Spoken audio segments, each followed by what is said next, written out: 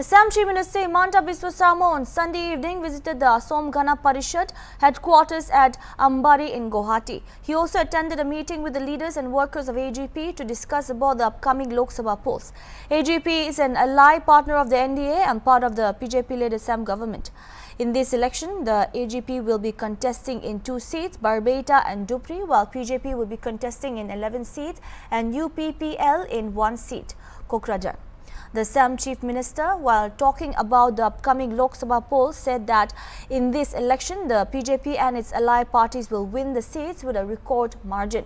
While addressing a rally, Himanta Biswa Sarma said that the alliance will win in Jorhat with a margin of 2 to 2.5 lakh votes, in Barbeta by a margin of 2.5 to 3 lakh votes, in Kokrajhar 2.5 lakh votes, in Dibrugarh 3 lakh votes, in Guwahati 5 to 5.5 lakh votes, in Nagaon 50,000 to 70,000 votes, and in Sonitpur 3 lakh votes. There will be a fight in the Nagaon and Karimganj seats. He also said that before the assembly polls in the state, Assam Pradesh Congress Committee President Bhupen Kumar Bora will also join the BJP. State President of AGP, Assam Minister Atul Bora, said that all the party workers are happy. অহা 27 তাৰিখৰ পৰা বিশেষকৈ 26 তাৰিখেও আমাৰ প্ৰথম পৰ্যায়ৰ মনোনয়ন পত্ৰ প্ৰদানৰ কাৰ্যসূচী আৰম্ভ হ'ব। 26 তাৰিখে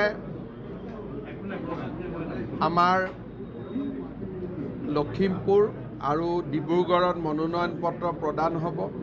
27 তাৰিখে তেজপুৰ, গোলাঘাট, যোৰহাটত মনোনয়ন পত্ৰ প্ৰদান কাৰ্যসূচী আৰম্ভ হ'ব। মনোনয়ন পত্ৰ প্ৰদানৰ প্ৰাক মুহূৰ্তত মই আজি অসম গণ পৰিষদৰ কাৰ্যালয়লৈ আহিছিলোঁ। গণ পৰিষদৰ নেতৃবৃন্দক সাক্ষাৎ কৰি নিৰ্বাচনী শুভকামনা জনালোঁ আৰু পাৰস্পৰিক সহযোগিতাৰ মাজেৰে নৰেন্দ্ৰ মোদী ডাঙৰীয়াক দেশৰ তৃতীয়বাৰৰ প্ৰধানমন্ত্ৰী নিৰ্বাচিত কৰাৰ প্ৰক্ৰিয়াত অসমে যাতে সুন্দৰ বৰঙণি আগবঢ়াব পাৰে তাৰ বাবে আমি আকৌ এবাৰ সংকল্পবদ্ধ হ'লোঁ। 4টা সিটত আমাৰ আজি লিড আছে, কিন্তু তাত 11টা সিট, গতিকে বাকী 7টাত অতুল্লাহত যাব, পিছৰ ফালে ময়ো যাম। এতিয়া কেনেকৈ ক'ম আজিৰ ডেটত? মইতো অসত্য কথা নকওঁ ক'তো। আজিৰ ডেটত প্ৰতিযোগিতাত নামিছে সকলো, ৰিজাল্ট লাহে লাহে খুলিব। মইতো এনেকুৱা নাম লৈ আৰু কেণ্ডিডেটৰ নাম লৈ মোৰ কথা পতাৰ ইচ্ছা নাই। সমষ্টি নাম সুধিলে কওক। যোৰহাটত আমি 2 লাখ ভোটত জিকিম, 2.5 লাখ ভোটত জিকিম। বৰপেটা 3 লাখত জিকিব, 2.5 লাখৰ পৰা 3 লাখ। কোকৰাঝাৰত 2.5 লাখ। মই পুৰা লাখকেইটা বনাই দিম আপোনালোকক। যোৰহাটত 2.5 লাখ, পুৰা লাখে লাখে জিকিম। ডিব্ৰুগড়ত 3 লাখ, গুৱাহাটীত 5.5 লাখ, নগাঁৱত আমি জিকিম 50 to 70 হাজাৰ। অলপ নগাঁও কৰিমগঞ্জত আছে, অলপ ফাইট আছে। আগততো আমি হাৰাত আছিলোঁ, এতিয়া আমি জিকাত আহিছোঁ, কিন্তু তথাপিতো তাত শেষ দিনালৈকে চাব লাগিব।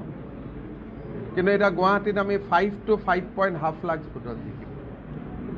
তেজপুৰত আমি 3 লাখ, অশোক দা 3 লাখতকৈ আমি বেছি ভোটত জিকিম। গতিকে য'ত জিকিম একদম চিক্সাৰ মাৰি জিকিম।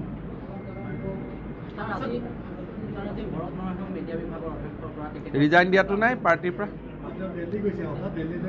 ৰিজাইন দিলে আহিব বিজেপিত, এতিয়ালৈকেতো ৰিজাইন দিয়াই নাই। চব যিমান আছে চবক লৈ আছোঁ।